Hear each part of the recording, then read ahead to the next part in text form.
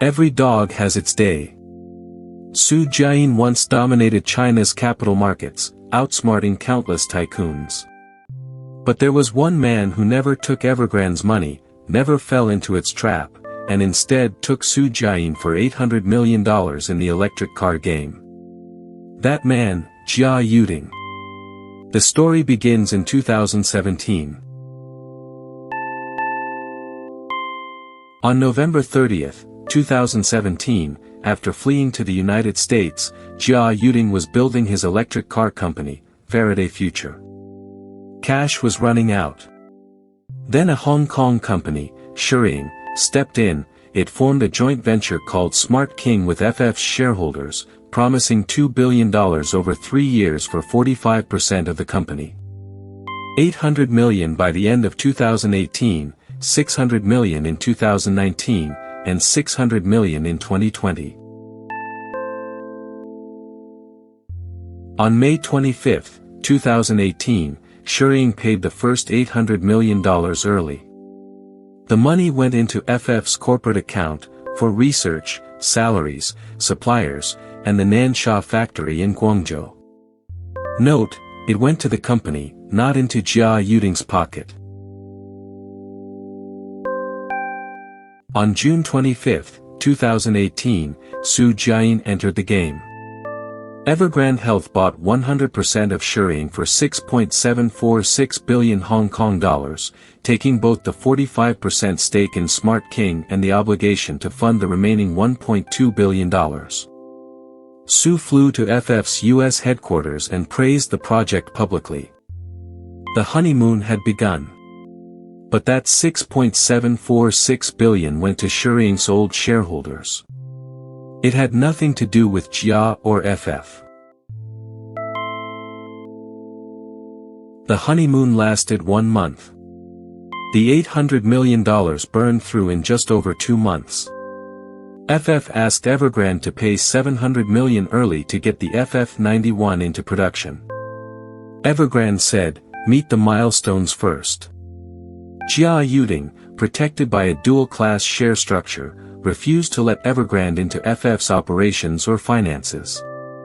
One wanted money, the other wanted control. The cracks were impossible to hide. On October 3, 2018, Yueting filed for arbitration in Hong Kong, demanding to strip Evergrande of its financing veto, and even to cancel the entire agreement. On October 7, Evergrande went public, accusing FF of being the farmer and the snake. The war was out in the open.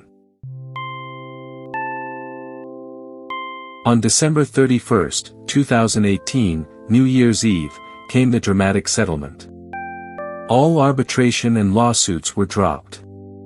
The $2 billion deal was voided. Evergrande's remaining $1.2 billion obligation, cancelled. The $800 million already paid was converted into 2 assets, 32% preferred shares of FF, and 100% of FF Hong Kong, including the Nansha factory.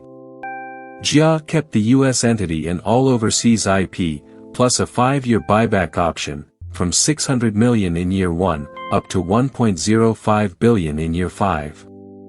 He never exercised it. Not once.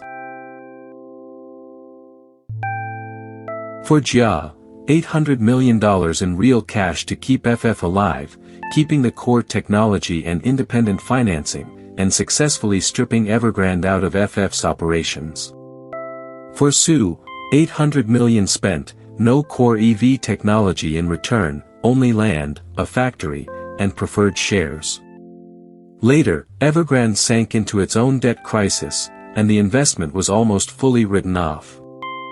Essentially, $800 million down the drain. Many say the master of capital, Jiayin, never imagined he would lose big to Yueting. But objectively, this was not simply one man tricking another. It was a business game of completely misaligned interests. Su wanted FF's technology to jump into the new energy vehicle race, Jia wanted the money to survive, but never the loss of control. Their goals were incompatible from the start. A breakup was almost inevitable. What do you think of this battle? Who do you think truly won? Leave your thoughts in the comments. See you in the next video.